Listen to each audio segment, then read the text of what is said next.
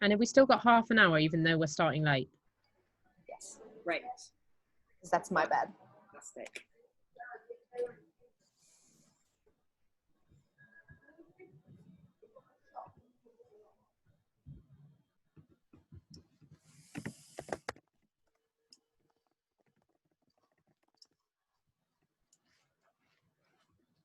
We'll just get everyone in. Perfect.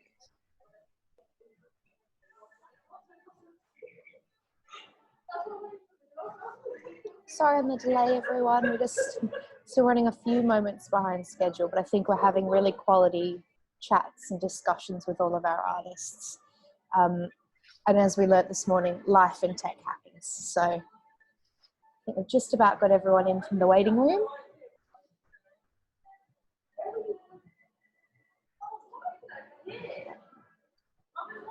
Brilliant. Let's start then, shall we? Hi everyone, I'm Sophie. I'm the Artistic Director at Pentabus, and I'm joined by Amber, who is our fantastic producer at Pentabus, and the amazing Ellie, who you met earlier from Unlimited.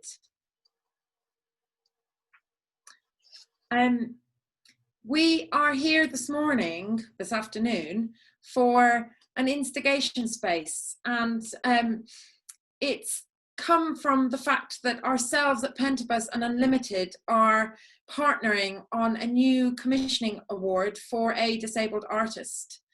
I might ask Ellie briefly to just describe Unlimited, if that's okay. Hi, so I'm Ellie. I'm she, her pronouns, and I'm the project manager with Unlimited.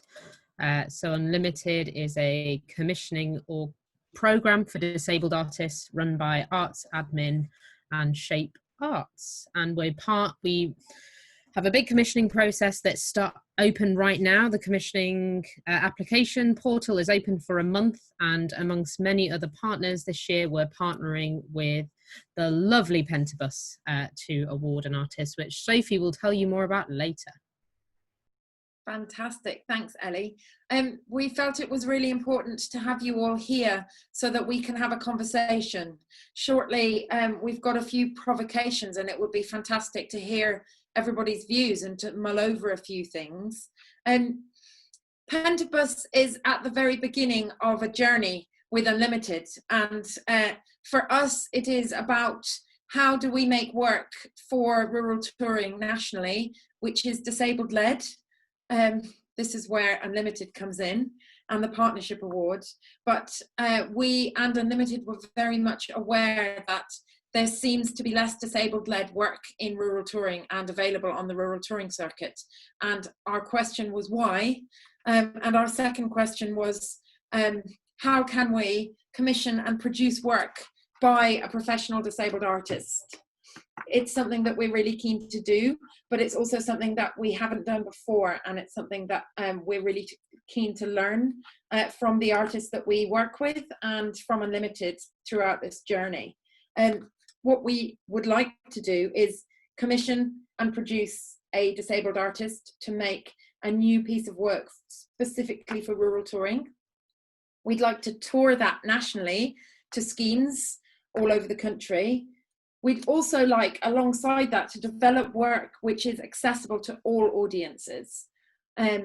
We would like to create a tour which is accessible to a disabled artist or to disabled artists, and that's something we would like to learn how to do. And alongside that, we are really keen to develop an access rider for village hall touring, to help us, to help promoters and schemes to ensure that we are creating the most safe and comfortable space for disabled artists in terms of their touring and in terms of rural touring. I'm aware that we are new to this, so I might end up using the wrong language by accident, so please jump in there, anybody. So I've got a few provocations, really, and Amber and Ellie are going to join me in those provocations, but the first one really to everybody is something that was coming up in the Q&A with Ramesh just now, which is how do we make village halls accessible to disabled artists and audiences?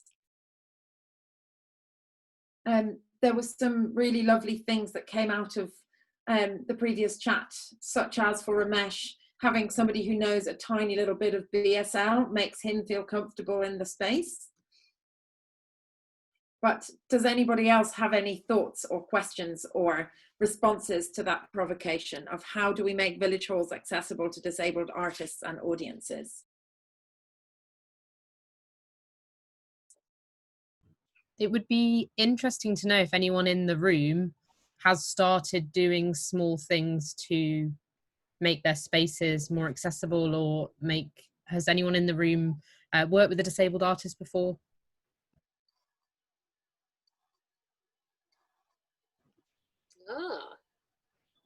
Oh, is that Steffi? Hi, yeah, this is something that we don't do specifically for working with disabled artists, but we started doing need to know sheets for every single performance that tell people what the car parking situation is like, will there be steps up to the door, how big is it, something we started doing as COVID sort of started becoming aware, everyone became aware of it, is letting people know how full the audience might be, and we've started to think about how we'll take that forward for those people that maybe experience claustrophobia in a small space or a busy space. All of those things are quite small steps, but it helps with anyone that's going into a village hall venue that doesn't already know it. It removes a barrier. Absolutely, and I know it's something that we've tried to do with some of our touring shows in terms of halls being aware of what we're bringing, and the next stage of that feels like it is about understanding the space for the audiences that are attending as well as the artists that are attending. Amber, is there anything about our specific riders, do you think? I think we try to provide as much information as possible to the village, to the promoters that we are touring to. But I know certainly since lockdown and since the last time we toured, and the multitude of conversations around access that I've been involved with, and we have with it internally within the organisation as part of our journey with Unlimited, about things that we want to add, that we need to add into that, and that being quite bespoke to the artists that we are touring with, and that being informed by kind of key questions and conversations that we know that we need to have actually, that may have happened in the past in a fairly informal manner, but actually how do we make that more part? I don't want to make it a checklist, but it's actually there's a continuity between the conversations that we have and the information that we're trying to gather, and how that informs, and that we can share that with the promoters that we go to. Sarah, did you have your hand up? Sorry, everybody, I've got two sheets, so if I send me a message, you'll just jump in. Yeah, thanks, Sophie. You asked a question about have many rural touring schemes had experience of touring work with disabled artists, and I think the answer would probably be yes, across the board. Most of us have been lucky enough to have over the years have a certain amount of touring work by disabled. I mean, if I go back years, there's companies such as Stopgap and Can Do Co, etc. And then more recently, we've certainly had the DH ensemble, the Deaf and Hearing Ensemble, and also Johnny Cotson through the RTDI project last year with Louder Is Not Always Clearer. So there is, and I don't think I'm unusual. There's a lot of experience with a toe in the water. Probably not enough, nothing like enough, but you have to have the promoters that are really keen on offering something that might be a little bit more challenging one way and another. And you have to have enough work available to you so that you can pick through and make sure it fits the balance of your program, so that you know, so there's quite a lot of things to consider, but there's certainly a will out there on behalf of rural touring schemes and promoters to promote work with disabled artists. I think Jessica Toms has probably toured as well, and I've toured years ago Signs of a Diva with a deaf performer, which was wonderful piece. But yeah, there are all sorts of considerations around signers and accessibility and all the rest of it, but I think the will is there. Tom. Yeah, hello everybody. I had Louder is Not Always Clearer last year through highlights, and it was a fantastic performance. The bit that I struggled with, because I just didn't have the contacts, I'm a promoter in my hall here in Cumbria, was trying to cut through to the deaf community, if I can use that phrase, and trying to, because I just don't think we as a sector, or certainly I don't have the ability, I don't have my tentacles in those parts of the community to get them to because I thought the show, which is a great show, would be of interest to people who are hard of hearing or who are deaf. So my challenge, I guess, to myself, but it might be to other people, is how do we raise the profile of rural touring amongst specific communities, and then obviously make people feel very welcome to come to our venues. So it's about connecting with people that you think, you know, this particular piece of theatre would be of interest to, and I struggled to do that, and I don't think I succeeded.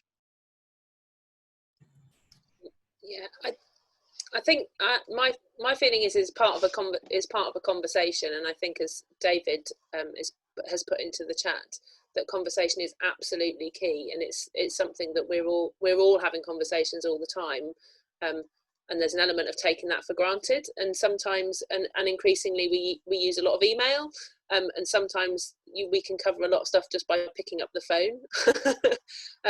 But in terms of, Tom, what you were saying then, it's about going on a journey, isn't it? And I think just having one show that you feel may appeal to a certain kind of demographic audience segment, that there needs to be a series, and it's not just about what kind of a one-off and kind of going, we've tried that and it didn't work, or we tried that and it was it's taking your audience on a journey, but in small steps. Yeah, absolutely. I think we've been doing it in a very small way in one of our halls, the brilliant Quat Village Hall in Shropshire, because there's an audience member there who is a BSL interpreter, and she contacted us and said, I have some Big D friends who would like to come and see work, and they now come every time we're at Quat, and we provide a mobile captioning service. We've got a small tablet. It's Talking Bird's difference engine, and we found that really, really useful. And those audience members now specifically come back to that hall because they know that the work that Pentabus produces at that hall will be accessible to them. So that may be one way of doing it, but I think you're right, Tom, it's a long process, and that's why we're developing this commission with Unlimited to sort of not only begin that learning process, but look at the continued development of those audience members. This almost leads us on a little bit to a second provocation. So let's continue to talk about that sense of accessibility, but I'm also particularly interested in how we make work accessible to audiences with hidden disabilities. For example, audience members who may be hard of hearing or who may be visually impaired but might not admit it, and might not feel comfortable saying that in front of their community. We've been trying again, we've been doing a little bit of stealth work with our difference engine tablets with some halls that we've been to, and spoken to promoters and said, is there anybody in your audience who might benefit from one of these? It's got the captions on it. And they will quietly offer the unit to those particular audience members, who will then have a more engaged experience seeing the show at their hall.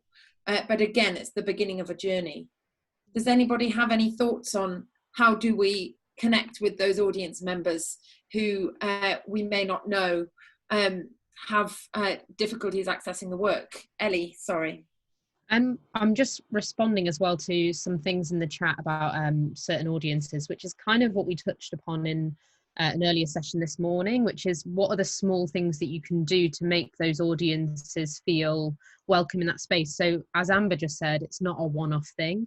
You know, is there a local deaf group that you can kind of go to? You can chat to them about, the work before it happens.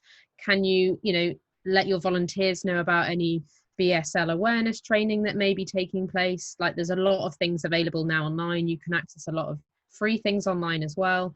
And I think it's making those small changes and building it up over a period of time, because it is a trust thing. It's like with any kind of person from a marginalized background, they have to know that they feel welcome in that space, and they're not going to be a token gesture either. If they suddenly see a piece that is by Johnny, who's incredible, but may not have seen anything else there before, it may be a huge leap for them to go and see that work. So it's making those small changes possible to make it less of a leap for those that have not been in that space potentially before. And I think I mentioned it earlier as well, which is how could you partner potentially with other venues to make that happen? So maybe if there's a circuit, you could work with other venues to kind of generate an audience and speak to them about their experience. I wonder, is that something that might be of interest to schemes?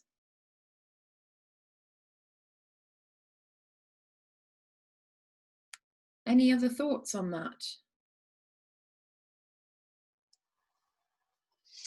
Just so picking up on David, in the chat, you've said about kind of part of the issue being where typically a village hall would only put on 2 to 3 shows in a year.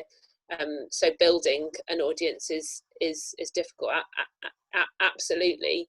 And I think kind of leading on with what Ellie was saying, I wonder whether there's ways of looking at it in the context of the space and growing the relationship, the village hall almost, and the community around the village hall, growing the relationship with those communities, so that it's not just about they understand and they get to know the venue and the space. It's not just about the performances that they come to, so that they know that whether it's toilet access or that they'll be able to get something from the bar, or that they come and use it for, I don't know, a toddler group or other activities and things that take place within that community. But it becomes a trusted space that they feel comfortable and welcomed into. That's kind of broadening the remit so slightly, but I think it's thinking about things in the kind of broad, in a much broader sense, and how we work as communities, for me. I can see Sarah's got her hand up. Sarah? Yeah, I was just thinking I could see some mileage in maybe having a national month or something that we could promote via NRTF around work by disabled artists, and then we could get a whole national buzz going about it that could then reach those groups that Tom was saying he found difficult to reach. But if there's a national profile, that might make that easier, because obviously in rural areas there are fewer groups, and so yeah, I don't know, that was just something that occurred to me. I think that's a really, really good idea.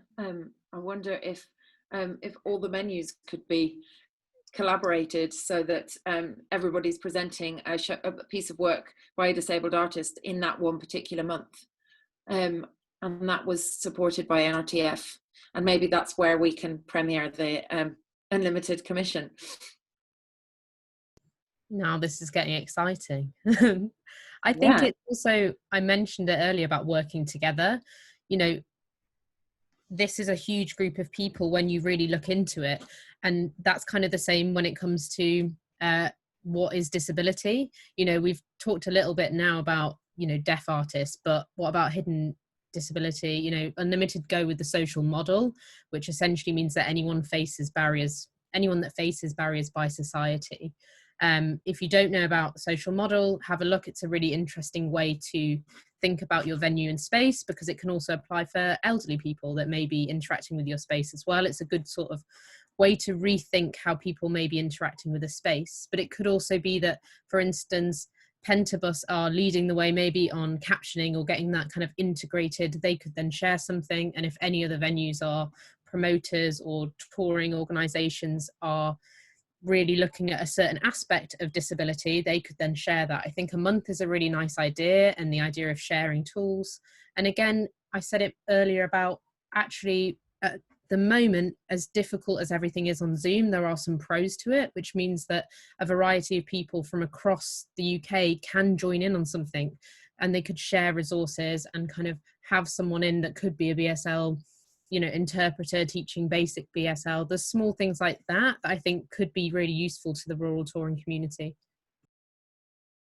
That's a really, really good idea. Perhaps in that month, every promoter that is a member of NRTF has an introduction to basic BSL course, so that if there is somebody who uses BSL that comes into your hall, you know how to greet them. It's something that's really, really simple and easy to learn and easy to do, and it makes people feel a little bit more comfortable.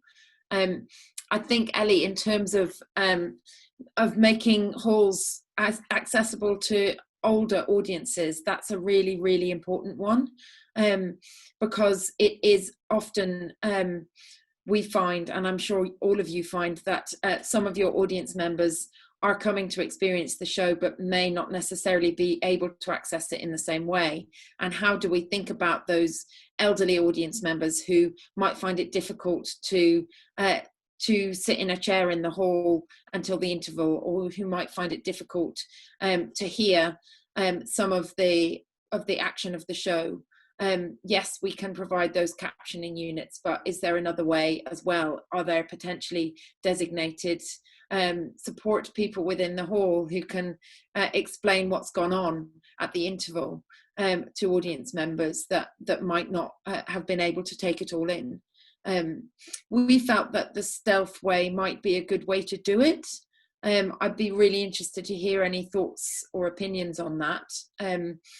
It's something that it seemed to help some audience members in terms of our audio description and captioning tools, because they didn't know that they were something that was for them, or that was something that existed. Just seeing, Sarah, your note there, hidden disability, and having worked through the in-crowd. The in-crowd is such a fantastic thing, and it's a different, I suppose it's a different way of presenting rural touring performance that is a different length and a different way of engaging with an audience. So that feels like it's really, really useful.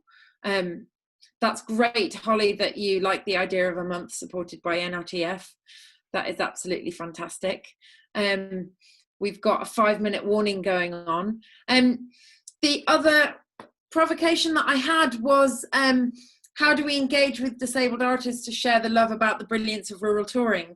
And I think there's probably lots of ways to do that, but the Unlimited Award is one thing that I think can help, in that it's an opportunity for disabled artists to put in an expression of interest, and hopefully in the putting in of that expression of interest, to have a think about whether they would like to make work for rural touring, and if they would like to make work for rural touring, whether they would like to apply for the Pentabus Commission, which is specifically something that I suppose we're really, really keen that artists who might not have done rural touring before would like to apply for. It's really, really easy to apply, in that the expression of interest is, I think it's 680 words. And there are support packages to help artists with applications. So if anybody in the room knows of disabled artists who may or may not have done rural touring, please spread the word about the opportunity. As I said, it's a way for us to meet new artists and to commission new artists and learn how to produce and tour work by disabled artists, perhaps in a different way to the way that Pentabus has toured in the past. But it's also an opportunity for us to learn from those artists in terms of how to create work that that enables everybody to enjoy the experience of making work, and a way for us to learn how to make rural touring more accessible to disabled artists, and to remove those barriers that you might think are initially there from looking at what rural touring is. So please spread the word about it. Ellie, do you have any other specific or particular thoughts about how we can engage with disabled artists beyond yourselves? I think what you were saying there, Sophie, is really important. Partnerships are key. And, you know, Sarah's already mentioning a few great organisations, and it's just sharing that knowledge. And the little things, as I said in the previous thing, the little things really make a big difference. So signage makes a massive difference. You know, it may not seem like a big deal that you may not have got the audiences you wanted when you previously programmed a deaf artist, but they will know about that when they go on your website, which may mean that they then come back to your venue in the future. So I'd make small changes. You know, if you really want a disabled artist and a disabled audience in your space, you can make those changes yourself. It doesn't have to be as an organisation as well. If anyone wants to know more about Unlimited, I'll put my email in the chat, and I'll also put a link to the website, so you can ask more questions on this as well and check it out. And if anyone's got questions about the partner or the Pentabus, you can also email me. And we've got another rural touring partnership with Farnham Maltings as well this time. So we've got 2 of our 11 partners are rural touring producing orgs, so it's going to be really exciting. So watch this space. That's what I'd say, Soph. Yeah, absolutely. Does anybody else have any thoughts? Is there any other ways that we can connect disabled artists with the wondrousness of rural touring, beyond making our spaces totally warm and welcoming, which already happens for all touring organisations, beyond looking at specific groups that might be local and inviting them to come and see work in halls, and to see work potentially that is in development or in progress, so that there can be an element of learning about how to make the work accessible to those audiences. And potentially also looking at the brilliant in-crowd in terms of the work that you guys make with artists with hidden disabilities. It would be really fantastic to check in with you, Sam, and perhaps spread the word about the commissioning award through the artists that you've already worked with. That would be fab. No worries, that's fine. Brilliant. I think, yeah, just picking up on what you said right at the start, that this is a beginning of a journey for Pentabus, and that this hopefully is the start of conversations about this. So yeah, we're here. Come and have a conversation with us. Have a conversation with Ellie about this award, but us in general, just about kind of making the work accessible and working with disabled artists. I think it's also really important, if you are that one person in your organisation that does a bit of research, that reads about social model, that learns basic BSL, like that makes such a massive difference, because then every time you're in a room or having a conversation, that is in your mind's eye.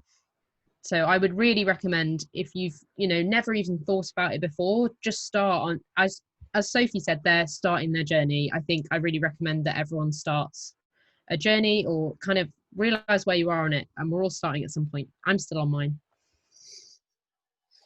We're all beginning it. So hopefully at next year's conference, we will have our disabled artists commissioned and be presenting a short work in progress of that artist. And maybe we'll all be live and seeing each other in actual person, which would be even more exciting. Live and online, both at the same time. Calm down, Amber. It's getting too much. The excitement. Excited. Oh, brilliant. I think that the month of disabled artists is a triumph of an idea. So massive thanks for that.